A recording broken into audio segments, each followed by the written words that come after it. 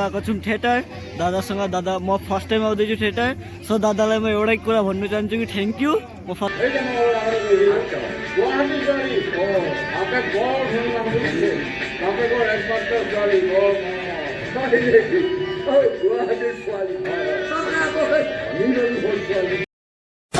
Hello guys, तो हामीहरू आएको छौँ थिएटर दादासँग। दादा म फर्स्ट टाइम आउँदैछु थिएटर, सो दादालाई म एउटै कुरा भन्नु चाहन्छु कि थ्याङ्क यू। म फर्स्ट टाइम आएको त्यसको लागि। सो तपाईँहरू हेर्नु सक्नुहुन्छ दादालाई म आएको छु कि कस्तो बढिया। यहाँ हेर्नु सक्नुहुँदैछ हाम्रो थिएटर सुरु भइसकेको छ, पृथ्वीराज थिएटर। आजदेखि सुरु भएको 3 दिन हुन्छ लगातार। तो तपाईँहरू पनि आउनु होला हेर्नु। तो अब तपाईँहरूलाई म अहिले थिएटरको सिनहरू पनि देखाउने छु। अनि हेर्नु सक्नुहुन्छ मान्छे बहुत सारा आएको छन्, गाडी नै गाडी। तो चलो हामी टिकट लिने हो साथीहरू। यहाँ हाम्रो टिकट किन्ने छ भाइले, दुईटा टिकट आयो हामीहरूको। स्माइल गर। हामी चाहिँ ग्यालेरीमा हेर्ने होइन भाइ, ग्यालेरी इज द बेस्ट हाम्रो प्लेस, हाम्रो ग्यालेरीको प्लेस यो भाइसँग साथ। यो हाम्रो चाहिँ टिकट काटिदियो, अब हामी ग्यालेरीमा पस्दैछौँ। तो भाइ গ্যালারি কোন কোন আছে? গ্যালারি তো একদম মানুষে নাই, দেখুন আমি আছি। আমন্ত্রণ করিও না পৃথ্বীরাজ থিয়েটারের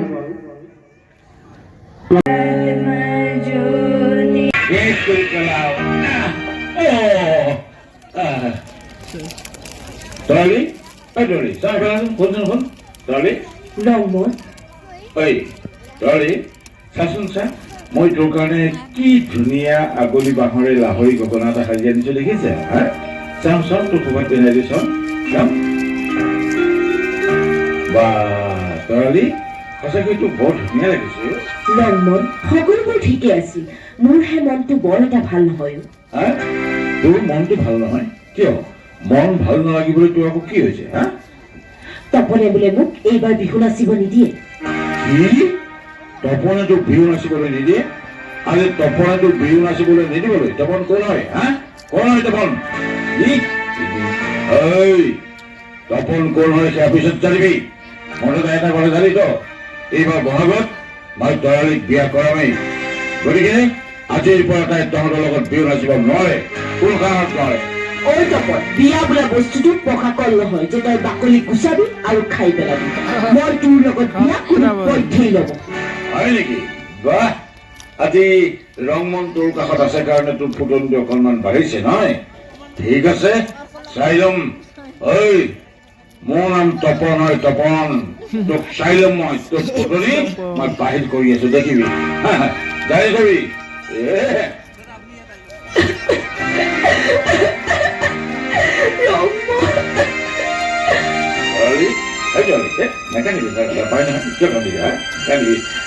কি জানো আচলতে তপন ল'ৰাটো তেনেকুৱাইও,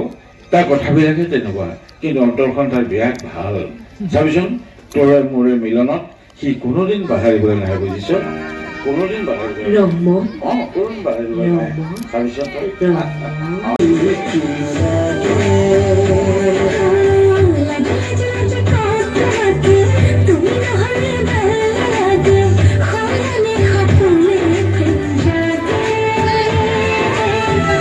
বিৰোধী লক্ষ্য আৰু উদ্দেশ্য সম্পৰ্কে অসমৰ ৰাইজক উদ্দেশ্যি দুআষাৰমান কোৱাচোন। হয় নেকি? তেনেহ'লে শুনক। আমাৰ প্ৰথম কথা, আমাৰ বিহু দলটিৰ নামটিও আমি বিহুত ব্যৱহৃত এবিধ বাদ্যৰ নামেৰে নামাংকন কৰিছোঁ, অৰ্থাৎ লাহৰি গগনা বিহু দল। আমাৰ লক্ষ্য আৰু উদ্দেশ্য হৈছে অসমৰ কলা সংস্কৃতিক ঢাপত ঢাপে আগুৱাই লৈ যোৱা। আমাৰ চেনেহৰ হিয়া আমঠু জুবিন দাই কৈ গৈছে যে মোৰ কোনো ধৰ্ম নাই, মোৰ কোনো জাতি নাই, মোৰ কোনো ভগৱান নাই বা মুক্ত। গতিকে এই জুবিন দাৰ আদৰ্শেৰে আমি অসমৰ কলা সংস্কৃতিক ঢাপত ঢাপে আগুৱাই নিব খোজো। বিশেষকৈ অসমৰ বাপতি সাহোন এই বিহুটিক আগুৱাই নি আমি বিশ্বৰ দৰবাৰত প্ৰতিষ্ঠা কৰিব খোজো। হয় নেকি? বৰ ভাল।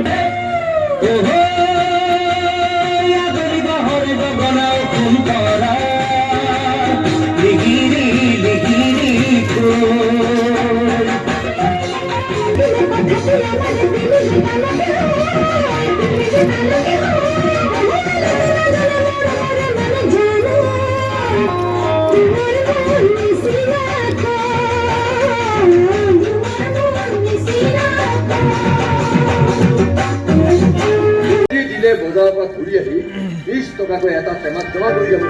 মাহৰ মূৰত সেই টকাখিনি মোৰ হাতত দিব মই আকৌ 6 মাহৰ মূৰত এই গোটেইকেইটা টকা মিলাই কিস্তিটো সুন্দৰকৈ আপোনাৰ সোমাই থাকিলে ভাবো দূৰ হ'ল ঠিকেই আপুনি হ'লে ঠিকেই কৈছে চাওঁ আৰু কি কৰিব পাৰোঁ তাতে মানে আৰু এটা কথা হ'ল মোৰ এই সৰু ল'ৰাটো যে সৰু ল'ৰাটো আকৌ বোৱাৰী এজনী আনি ঘৰ সোমালে আনিলে আনি ঘৰ সোমালে পিছে আনিলে কিডাল হ'ব তাৰ চাকৰি বাকৰি নাই ন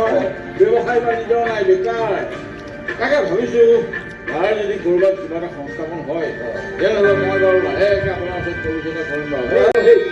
দেৱসমাজৰ সেই জনমানি কৰ্ম কৰা জন্মকুণ্ডলী বনোৱা বিধান দিয়া এই আটাইবোৰ কৰিব যাবৰ কাৰণে মোৰ লাভটো হ'ল মই MLA দেৱ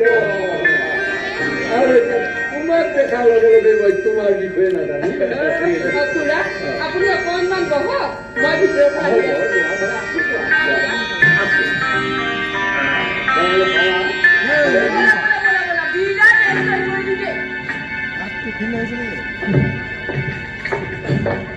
এইগৰাকী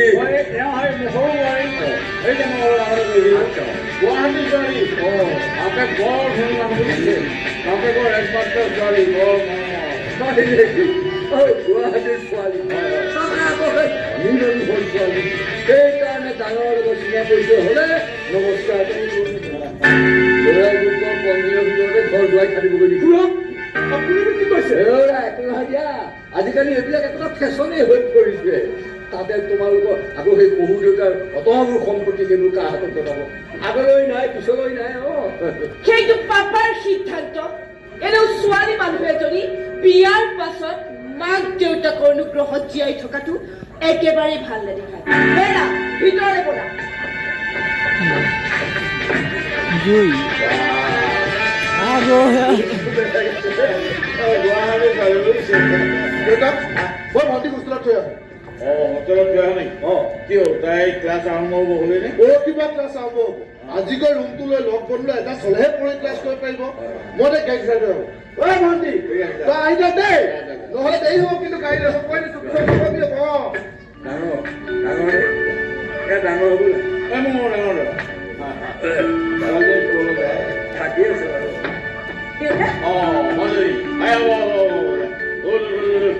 এই আজনী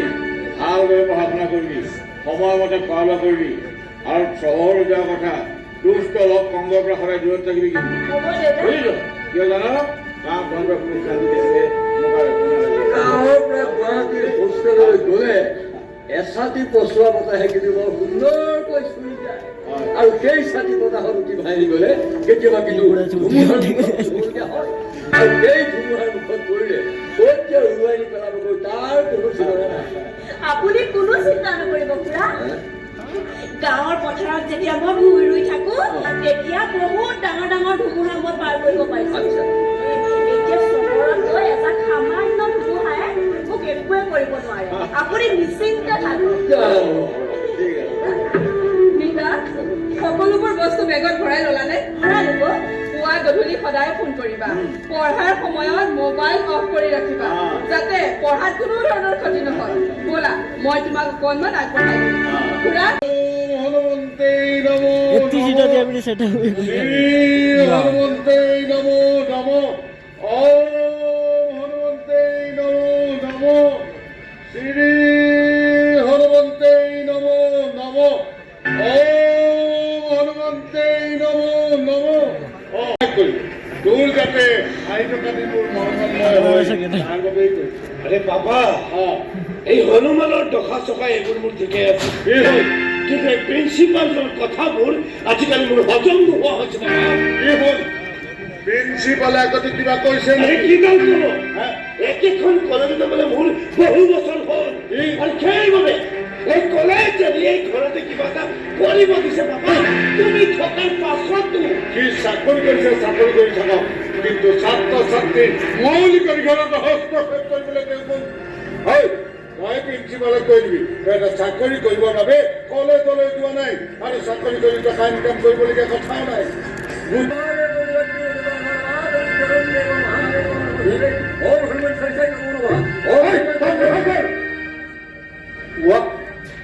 আপুনি আপুনি আজি এইটো দেশত আহিলে হনুমান জয়ন্তী নহয় জানো সেইকাৰণে ভাবিলো হনুমান চালিচাই আপোনাক অকণমান ফূৰ্তি কৰি গৈ সুন্দৰকৈ এটা মজবুতকৈ পলিচি এটা আপুনি থৈ ওলাই দিছে বাৰু এই কওকচোন আপুনি এটা ইঞ্চুৰেঞ্চ পলিচি কৰি আপুনি কিমান টকা পায় লগে লগে অলপ টকা সৰহকৈ পাওঁ তাৰপিছত কিস্তিটো দিয়াৰ লগে লগে পাৰ্চেণ্টেজ সোমাই থাকিব আচ্ছা এই জজমানি কৰি আকৌ কিমান ঘৰত পূজা কৰিলে ক'ৰবাত 1000-2000 কিবা এটা পাওঁ কিন্তু আজিকালি আকৌ মানুহবোৰে দিবই নোখোজে সেই পইচা এই যদি অলপ বেছিকৈ টকা পোৱা কাম এটা মই আপোনাক কৰিবলৈ দিওঁ তেনেহ'লে আপুনি কৰিব পাৰিব আজিৰ পৰাই লাগি যাওঁ নেকি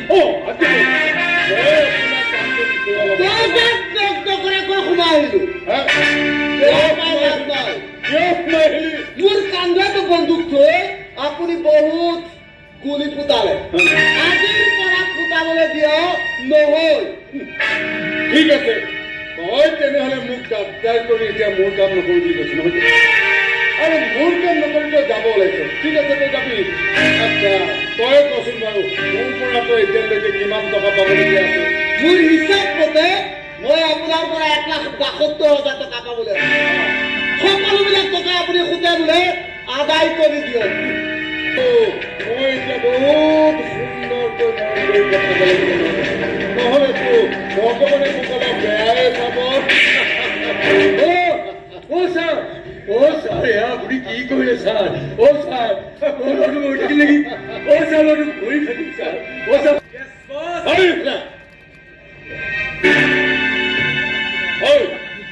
এই টেম্পুটো বস্তাত ভৰাই গাড়ীত তুলি নেদেখাকৈ নদীত ভহাই দেগৈ তাই লগা হৈ যাব মাছে খাব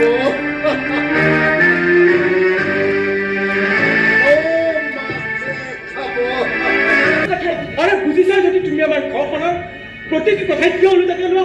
কিয় ঘৰখনৰ সৰু সুৰা সমস্যা তুমি সহায় কৰি দিব নোৱাৰা তুমি মোক এইখন ঘৰলৈ কাম কৰা বাই হিচাপে আনিছিলা নে পত্নী হিচাপে আনিছিলা আৰে ঘৰখনৰ সৰু সুৰা দুই এটা কাম কৰিলে কাম কৰা পাই হৈ নাযায়তো কাম কৰা বাই হৈ যায় নে নাযায় তুমি বুজি নাপাবা নবৌ যদি ঘৰখনৰ প্ৰতিটো কাম চম্ভালিব পাৰে তুমি লগত সৰু সুৰা কোনো কিয় সহায় কৰি দিব নোৱাৰা লাগিলে মই ভাতেই নাখাওঁ এই বুলি মই এইবোৰ কাম কৰিব নোৱাৰো দেই আৰু শুনা তোমাৰ চেনেহৰ মৰমৰ পৰিলে ইমানেই মৰম লাগিছে তেনেহ'লে তুমিয়েই যোৱা মৰমৰ মাত আৰু পাবা ভাত সাজু একেলগে সঁচা কথা ক'লে মানুহে এনেকৈ দেউতাই এই ঘৰখনক মন্দিৰৰ দৰে গঢ়িব খুজিছিল দেউতাই যদি এই ঘৰখনক আমি ভাঙিব চেষ্টা কৰোঁ আমাৰ কিন্তু পাপ নহ'ব পাপ পুণ্যৰ কথা ভাবি থাকিলে মোৰ আশা আকাংক্ষা চিন্তাৰ দুইটা দিব লাগে তাৰ পাছতহে তোমালোকৰ ঘৰখন মন্দিৰ হৈ বুলি চিঞৰি ক'ব পাৰিবা তুমি সৰু সৰু কথাবোৰত তেওঁৰ লগত কিয় লাগি থকা মই লাগি থকা নাই মই তাইক বুজাবলৈ চেষ্টা কৰিছোঁ এওক অকণমান স্বাধীনভাৱে থাকিবলৈ দিয়াচোন তেওঁ চহৰৰ ধনী ঘৰৰ ছোৱালী আমাৰ হিচাপে ধৰি ৰাখিব পাৰিছা আশা আকাংক্ষা সকলো বেলেগ বেলেগ হয়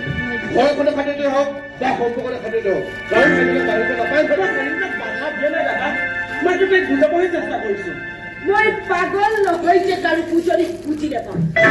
মই অকৰা নহয় যে কাৰো চলাহী কথা বুজি নাপাওঁ ষড়যন্ত্ৰবোৰ অলপ সীমিত হ'লে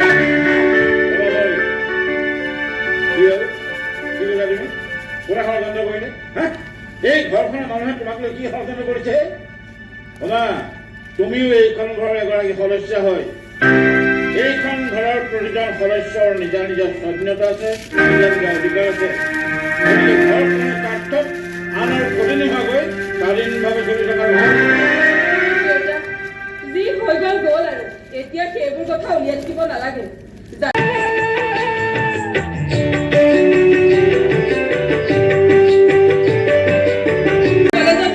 যেতিয়া টাউনীয়া বতাহ লগাটো স্বাভাৱিক কিন্তু এটা কথা মনত ৰাখিবা বন্ধু বান্ধৱীৰ লগত ষ্টেটাছ মেইনটেইন কৰাতকৈ পঢ়া শুনাত ষ্টেটাছ মেইনটেইন কৰিলে জীৱনত কেতিয়াবা কামত আহে হ'ব এতিয়া মোক নীতি জ্ঞান দিয়াৰ কোনো প্ৰয়োজন নাই পাৰিলে টকা 10,000 দিয়া আৰু নোৱাৰা যদি কৈ দিয়া টকা কেনেকৈ উপাৰ্জন কৰিব লাগে সেই কম মই নিজে বাছি বলিয়া মই পোৱা নাই তোমালোকে চোৱা তুমি সৰুৰ পৰা বহুত দুখ কষ্টৰ মাজত ডাঙৰ দীঘল হৈছা খেতি পথাৰত ঘূৰি ৰুই তুমি স্কুলীয়া শিক্ষা লৈছা 5-6 কিলোমিটাৰ খোজ কাঢ়ি তুমি স্কুললৈ গৈছা অভাৱ কি বস্তু তুমি সৰুৰ পৰাই বুজিছা তেনে ক্ষেত্ৰত গুৱাহাটীত পঢ়িবলৈ গৈ এই 2 বছৰতে তুমি ইমান পৰিৱৰ্তন হ'লা নীতা তুমি কেতিয়াবা বিপদত পৰা নিপোৱা টকা কেনেকৈ খৰচ কৰিব লাগে হোষ্টেলীয়া জীৱনৰ প্ৰতি যদি অভিজ্ঞতাই নাথাকে তেনেহ'লে টকা খৰচ কৰাৰ কথা ভাবিব চেৰা মই হোষ্টেলত থাকি পঢ়া নাছিলো সঁচা কিন্তু কলেজীয়া জীৱনৰ তিতা কেঁহা ফল ময়ো পাইছো যিবিলাক ল'ৰা ছোৱালীয়ে বাহিৰত পঢ়িবলৈ গৈ বাৰ্থডে পাৰ্টিৰ নামত হাজাৰ টকা খৰচ কৰে বন্ধু বান্ধৱীৰ লগত পাৰ্ক ৰেষ্টুৰেণ্টত ঘূৰি ফুৰে সেইবিলাক ল'ৰা ছোৱালীৰ ভৱিষ্যত জীৱনটো অন্ধকাৰময় হৈ পৰে তুমি মোক অভিশাপ দি ভাল কাম নকৰিলা নীতা তোমাৰ জীৱনৰ গাড়ীখনৰ ষ্টেয়াৰিং আৰু ব্ৰেক ফেল হোৱা বাবে মই অকণমান টানি ধৰিব খোজাত তুমি অভিশাপ নিজৰ নৱজনী ইমান বেয়াকৈ ক'বলৈ আপোনাৰ অকণ কিমান বেয়া নালাগে তাই ভুল পথলৈ গ'লে শুদ্ধ পথলৈ আনিবৰ বাবে কিবা দুআষাৰ ক'বলৈ মোৰ বেয়া নালাগে কিন্তু যিদিনা তাই ভুল পথলৈ গৈ নিজৰ সৰ্বদাস মাতি আনিব সেইদিনা মোৰ বেয়া লাগিব কাৰণ মই তাইৰ বৈ হ'ব এতিয়া তোমালোক দুইজনীয়ে মোৰ কাৰণে এনেকৈ যুক্তি তৰ্ক কৰিব নালাগে ৰীতা তুমি মনে মনে থাকা কিয় নীতাৰ ভালৰ কাৰণে কিবা দুআষাৰকৈ অধিকাৰ আৰু দায়িত্বখিনিও মই হেৰুৱাই পেলালো নেকি বাৰু সেইবোৰ একো নহয় এই ঘৰখন অলপ শান্তিৰ প্ৰয়োজন অকণমান সুখৰ প্ৰয়োজন সেইবিলাক আপুনি লক্ষ্য ৰাখি প্লিজ তুমি অলপ মনে মনে থাকা মনজিৎ দাদা তই যাগো অহা কাইলৈ অফিচলৈ গৈ তোক মই 10,000 টকা পঠাই দিম তই তোৰ বাৰ্থডে উৰা মালাই পালন কৰিবি মই জানো দাদা তই কেতিয়াও মোৰ কথা পেলাব নোৱাৰা আৰু দাদা তই বৌক কৈ দিবি আমাৰ ভাই ভনীৰ মাজত সোমাই থকা তেওঁ আমাৰ মাজত সোমাই যাতে নষ্ট কৰি নাপায় মই আহোঁ দাদা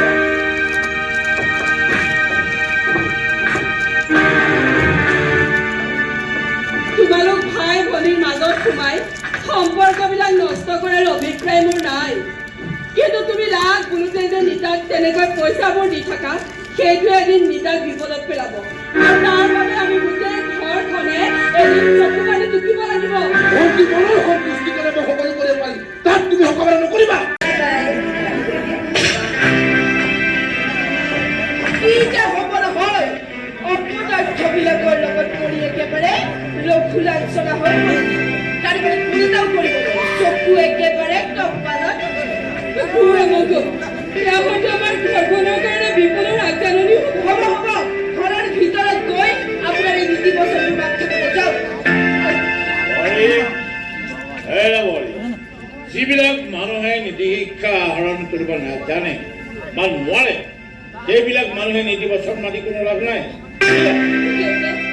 মোৰ বৰ ভয় লাগিছে দেউতা এয়া নিশ্চয় আমাৰ ঘৰখনৰ কাৰণে বিপদৰ কিবা আগজাননী নহয় জানো আজি নীতাৰ জন্মদিনৰ কাৰণে মই নামঘৰত এখনি শৰাই আগবঢ়াইছো পূজাৰ থালখন হাতৰ পৰা কেনেকৈ পৰি গ'ল মই গমকে নাপালো দেউতা নিশ্চয় কিবা বিপদৰ আগজাননী নহয়নো বাৰু ভগৱানে যেনেকৈ কৰ্ম অনুযায়ী মানুহক বিপদৰ ফালে ঠেলি দিয়ে ঠিক তেনেকৈয়ে ভগৱানে মানুহক বিপদৰ পৰা উদ্ধাৰ কৰে বুজিছে একো চিন্তা নকৰিবা ভগৱানৰ ওপৰত বিশ্বাস ৰাখা তেওঁ চব ঠিক কৰি দিব মন্দিৰত শৰাই জন্মদিন পতা চিষ্টেমটো কেতিয়াবাই কৰিব পুৰণিকলীয়া কথাবোৰ অকণমান ভাল ভগৱানক পূজা কৰাৰ কোনো চিষ্টেম নাথাকে বুজিছা ভগৱানক পূজা কৰিবলৈ হ'লে মানুহক লাগে এটা শুদ্ধ মন বুজিলা শুদ্ধ মন লাগে মন্দিৰত শৰাই আগবঢ়াই কাৰোবাৰ জন্মদিনৰ মংগল কামনা কৰাটো কোনো পুৰণিকলীয়া নহয় হয় তেনেহ'লে এটা কাম কৰক কেইজনমান বুঢ়া ভকতক মাতি আমি লম্বাকৈ ৰণীখন লৈ ভৰি দুখন ধুৱাই আৰু তেওঁলোকে পূজা পাঠ কৰিব আৰু আমাৰ ঘৰখন টকা পইচা সা সম্পত্তিৰে ভৰি এইবিলাক নীতি নিয়ম দুয়োটাই মিলিয়েই পালন কৰিছো মই নোৱাৰো চিকি তুমি গুৰু গোসাঁই নামানা নাই কিন্তু দেউতাৰ আগত আজিৰ পৰা তেনেকৈ কথা নকবা বাকীবোৰ চব ভাল বাৰু আপোনালোকে আপোনালোকৰ নীতি নিয়মৰ মোক বিচাৰে হাৰাশাস্তি নকৰি মই স্বাধীনভাৱে চলিব স্বাধীনভাৱে চলিব খোজা হয় পাখি লগা পৰুৱাই বহুত ওপৰলৈ উৰিব পাৰিম বুলি ভাবি ওপৰলৈ উৰা মাৰে কিন্তু লক্ষ্যস্থান নাপাওঁতেই পাখি দুখন ছিঙি মাটিত পৰি পৰি মাটিতে বিলীন হৈ যায় গতিকে অলপ ভাবি চিন্তি কৰি দিবা কাৰণ তুমি ভবাৰ মানুহৰ জীৱনটো ইমান সহজ নহয়